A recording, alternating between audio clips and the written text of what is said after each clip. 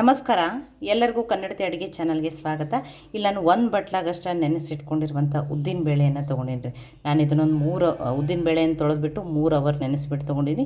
ನಿಮಗೆ ಬೇಗನೆ ನೆನೆಬೇಕಂದ್ರೆ ಉಗುರು ಬೆಚ್ಚಗೆ ನೀರಿನಲ್ಲಿ ನೆನೆಸಿಬಿಟ್ಟು ತೊಗೊರಿ. ಈಗ ಇದಕ್ಕೆ ನೀರನ್ನು ಹಾಕಿ ನುಣ್ಣಗೆ ರುಬ್ಕೊಂಡ್ರಿ. ಈಗ ಇದನ್ನು ನುಣ್ಣಗೆ ರುಬ್ಕೊಂಡು ತೊಗೊಂಡಿನಿ. ಇದಕ್ಕೆ ನಾನಿಲ್ಲಿ ಯಾವ ಬಟ್ಲೆ ಉದ್ದಿನ ಬೇಳೆ ತೊಗೊಂಡಿನಲ್ರಿ ಅದರಲ್ಲೇ 2 ಬಟ್ಲಾಗಷ್ಟೇ ರಾಗಿ ಹಿಟ್ಟನ್ನು ಹಾಕ್ತಾಯಿದ್ದೀನಿ.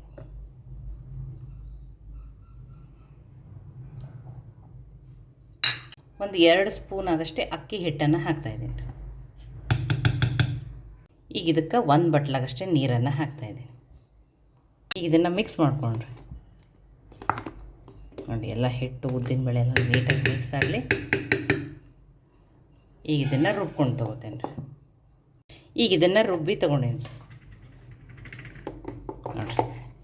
ತುಂಬ ಹಿಟ್ಟನ್ನು ತೆಳುವೂ ಮಾಡ್ಕೊಂಡಿಲ್ಲ, ತುಂಬ ಗಟ್ಟಿನೂ ಇಲ್ಲ. ಈಗ ಇದನ್ನು ಬೇರೆ ಪಾತ್ರೆಗೆ ಹಾಕೊಂಡ್ರಿ. ಈಗ ಇದನ್ನು ಈ ಪಾತ್ರೆಗೆ ಹಾಕೊಂಡ್ರಿ.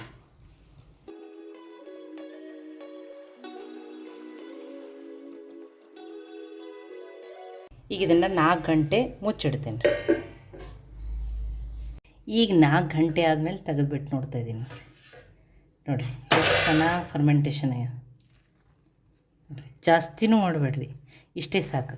ಯಾಕಂದ್ರೆ ಮತ್ತು ತುಂಬ ಜಾಸ್ತಿ ಏನಾಗಿಬಿಡ್ತದೆ ರೀ, ಹಿಟ್ಟಿಗೆ ಹುಳಿ ಬರ್ತದೆ. ನೋಡಿ ಎಷ್ಟು ಚೆನ್ನಾಗಿ ಬಂದದ ನೋಡಿರಿ. ಯಾವುದೇ ರೀತಿ ಸೋಡಾ ಬೇಡ, ಏನೂ ಬೇಡ.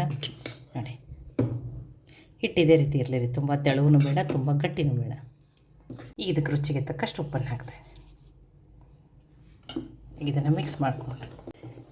ಎಷ್ಟು ಚೆನ್ನಾಗಿ ಬಂದದ ನೋಡಿರಿ. ಹಿಟ್ಟು ತುಂಬ ತೆಳುವೂ ಇಲ್ಲ, ತುಂಬ ಗಟ್ಟಿನೂ ಇಲ್ಲ. ಜಾಸ್ತಿ ಫರ್ಮೆಂಟೇಷನ್ ಮಾಡೋದು ಬೇಡ್ರಿ. 4 ಅವರ್ ಮಾಡ್ರೆ ಸಾಕ್ರಿ. ಮತ್ತು ಇದಕ್ಕಿಂತ ಜಾಸ್ತಿ ಮಾಡ್ರೆ ಹಿಟ್ಟು ತುಂಬಾ ಹುಳಿ ಆಗ್ತದೆ. ನೀವು ಇದನ್ನು ಮಧ್ಯಾಹ್ನ ಎಲ್ಲ ಕೆಲಸ ಮಾಡಿ ಹಿಟ್ಟನ್ನು ಕಲಸಿಟ್ರೆ ಮಕ್ಕಳು ಸಾಯಂಕಾಲ ಸ್ಕೂಲಿಂದ ಬರೋವರೆಗೂ ಇದು ಹಿಟ್ಟು ಫರ್ಮೆಂಟೇಷನ್. ಈ ಹಿಟ್ಟಿನಲ್ಲಿ ನಾನು ಎಲ್ಲ ರೀತಿ ದೋಸೆನೂ ಮಾಡಿ ತೋರಿಸ್ತೀನಿ ನಿಮ್ಗೆ. ಕ್ರಿಸ್ಪಿ ದೋಸೆ, ಸಾಫ್ಟ್ ದೋಸೆ, ಇವನ್ ಎಲ್ಲ ತರಕಾರಿ ಹಾಕಿಬಿಟ್ಟು ಮಾಡ್ಕೋಬೋದು. ನೋಡಿ, 3 ರೀತಿ ಮಾಡಿ ತೋರಿಸ್ತೀನಿ. ನೋಡಿ, ಇದನ್ನು ಅನ್ಕತಕ ಸೈಡಿಗೆ ಇಡ್ತೀನಿ ರೀ. ಒಂದು ಚಟ್ನಿಯನ್ನು ಮಾಡ್ಕೊಂಡ್ರಿ. ಮಿಕ್ಸಿ ಜಾರ್ಗೆ 1 ಬಟ್ಲಾಗಷ್ಟೇ ಹಸಿ ಕೊಬ್ಬರಿಯನ್ನು ಸಣ್ಣದಾಗಿ ಕಟ್ ಮಾಡಿ ಹಾಕ್ತಾಯಿದ್ದೀನಿ. 2 ಮೆಣಸಿನ್ಕಾಯನ್ನು ಹಾಕ್ತಾಯಿದ್ದೀನಿ. ಖಾರ ನೀವು ನೋಡಿಬಿಟ್ಟು ಹಾಕೋರಿ. ಒಂದು 4-5 ಬೆಳ್ಳುಳ್ಳಿ ಹೆಸಳನ್ನು ಹಾಕ್ತಾಯಿದ್ದೀನಿ. ಬೆಳ್ಳುಳ್ಳಿ ತಿನ್ನಲ್ಲನವರು ಬೆಳ್ಳುಳ್ಳಿಯನ್ನು ಸ್ಕಿಪ್ನು ಮಾಡ್ಬೋದು. ಸ್ವಲ್ಪ ಹಸಿ ಶುಂಠಿ, 2 ಸ್ಪೂನ್ ಆಗಷ್ಟೇ ಹುರಿದಿರೋ ಶೇಂಗಾನ ಹಾಕ್ತಾಯಿದ್ದೀನಿ. ನಾನು ಸಿಪ್ಪೆ ಧರಿಸಲೇ ಹಾಕ್ತಾಯಿದ್ದೀನಿ. ನೀವು ಸಿಪ್ಪೆಯನ್ನು ತೆಗೆದುಬಿಟ್ಟು ಹಾಕ್ಬೋದು. 2 ಸ್ಪೂನ್ ಆಗಷ್ಟೇ ಪುಟಾಣಿ ಅಥವಾ ಹೊರಗಡ್ಲೆ, ಸ್ವಲ್ಪ ಪುದೀನ ಸೊಪ್ಪನ್ನು ಹಾಕ್ತಾಯಿದ್ದೀನಿ. ಇದ್ರೆ ಹಾಕಿರಿ. ಕರಿಬೇವು ಸೊಪ್ಪು, ರುಚಿಗೆ ತಕ್ಕಷ್ಟು ಉಪ್ಪು.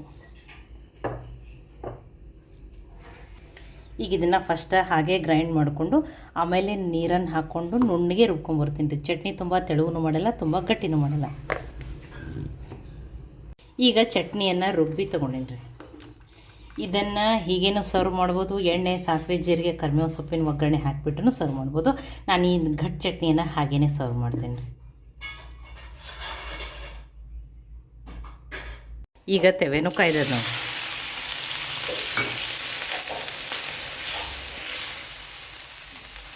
ಫಸ್ಟ್ ನಿಮ್ಗೆ ಸಾಫ್ಟ್ ದೋಸೆನ ಹಾಕಿಬಿಟ್ಟು ತೋರಿಸ್ತೀನಿ.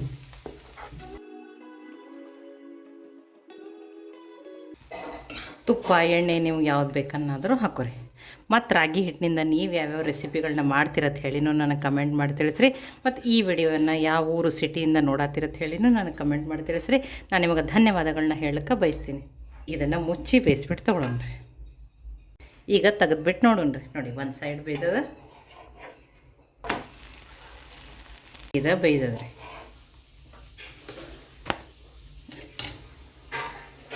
ಈಗ ನಿಮ್ಗೆ ಕ್ರಿಸ್ಪಿ ದೋಸೆಯನ್ನು ಹಾಕಿ ತೋರಿಸ್ತೀನಿ. ಕೆಲವರಿಗೆ ಸಾಫ್ಟ್ ದೋಸೆ, ದಪ್ಪ ದೋಸೆ ಇಷ್ಟ ಆಗಲ್ಲ. ನೋಡಿ, ನಿಮಗೆ ಕ್ರಿಸ್ಪಿ ಬೇಕಂದ್ರೆ ಅಷ್ಟೇ ಇದರಲ್ಲಿ ರುಬ್ಬೋ ಮುಂದೆ ಅಕ್ಕಿ ಹಿಟ್ಟನ್ನು ಹಾಕೋಬೇಕ್ರಿ. ಇಲ್ಲ ನಾವು ಸಾಫ್ಟೇ ಮಾಡ್ತೀವಂದ್ರೆ ನೀವು ಅಕ್ಕಿ ಹಿಟ್ಟನ್ನು ಹಾಕೋಬೇಡ್ರಿ.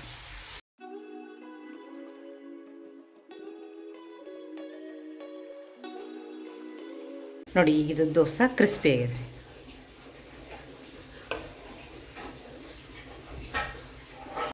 ನಾನು ನಿಮಗೆ ಉತ್ತಪ್ಪ ಥರನೂ ಹಾಕಿ ತೋರಿಸ್ತೀನಿ. ಇಲ್ಲ ಅಂದ್ರೆ ನೀವು ಹಿಟ್ಟಿನಲ್ಲಿನೇ ಎಲ್ಲ ತರಕಾರಿಗಳನ್ನ ಹಾಕಿಬಿಟ್ಟು ಹಾಕೋಬೋದು, ಅಥವಾ ತರಕಾರಿಗಳನ್ನ ಬೇಯಿಸಿಬಿಟ್ಟು ಹಾಕ್ಬೋದು. ನೋಡಿರಿ, ಸ್ವಲ್ಪ ಈರುಳ್ಳಿ, ಟೊಮ್ಯಾಟೊ ನೋಡಿ, ನಿಮ್ಗೆ ಯಾವ ಥರ ಕ್ಯಾರೆಟ್ ಅನ್ನೋದನ್ನು ತುರಿದ್ಬಿಟ್ಟು ಹಾಕೋಬೋದು ನೋಡಿ. ಸ್ವಲ್ಪ ಕೊತ್ತಂಬರಿ ಸೊಪ್ಪು, ಹಸಿಮೆಣ್ಸಿನ್ಕಾಯಿನ ಹಾಕ್ತಾಯಿದ್ದೀನಿ. ಖಾರ ನೀವು ಮಕ್ಕಳಿಗೆ ಮಾಡ್ತಿದ್ರಂದ್ರೆ ಅದನ್ನು ಸ್ಕಿಪ್ನು ಮಾಡ್ಬೋದು, ಅಥವಾ ಈ ಎಲ್ಲ ತರಕಾರಿಗಳನ್ನ ಬೇಯಿಸಿಬಿಟ್ಟು ಹಿಟ್ಟಿನಲ್ಲಿನೂ ಹಾಕ್ಬೋದು ನೀವು, ಇಲ್ಲ ಹಸಿ ತರಕಾರಿಗಳನ್ನ ಹಾಕ್ಬೋದು ನೋಡಿ. ತರಕಾರಿ ಕ್ವಾಂಟಿಟಿ ಹೆಚ್ಚು ಕಡಿಮೆ ನೀವು ಹಾಕೋಬೋದು ನೋಡಿ. ಈಗ ಇದನ್ನು ಬೇಯಿಸ್ಬಿಟ್ಟು ತಗೊಳ್ಳೋಣ.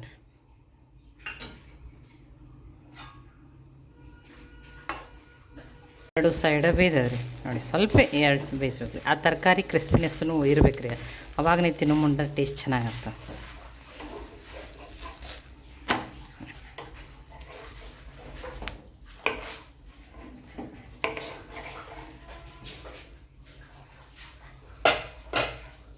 ಪ್ಲೇಟನ್ನು ರೆಡಿ ಮಾಡ್ಕೊಂಡ್ರಿ ನೋಡಿ. 3 ರೀತಿ ಮಾಡಿ ತೋರಿಸಿದ್ದೀನಿ. ನಿಮಗೆ ಯಾವ ರೀತಿ ಇಷ್ಟ ಅಂತ ಹೇಳಿನೂ ನೀವು ನನ್ನ ಕಮೆಂಟ್ ಮಾಡಿ ತಿಳಿಸ್ರಿ.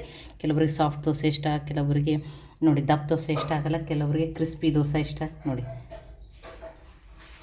3 ರೀತಿ ಮಾಡಿಬಿಟ್ಟು ತೋರಿಸಿದ್ದೀನಿ. ಕ್ರಿಸ್ಪಿ ಬೇಕಂದ್ರೆ ಅಷ್ಟೇ ನೀವು ಅಕ್ಕಿ ಹಿಟ್ಟನ್ನು ಹಾಕಿ ರುಬ್ಬಿ ತೊಗೋಬೇಕು ನೋಡಿ. ಈ ಗಟ್ಟಿ ಚಟ್ನಿ ಅಂತೂ ಬೆಸ್ಟ್ ಕಾಂಬಿನೇಷನ್ ರೀ. ಇದ್ರ ಜೊತೆ ನೀವು ಇದಕ್ಕೆ ಒಗ್ಗರಣೆ ಹಾಕಿಬಿಟ್ಟು ಹಾಕ್ಬೋದು, ಸರ್ವ್ ಮಾಡ್ಬೋದು ನೋಡಿ. ಬಿಸಿ ಬಿಸಿ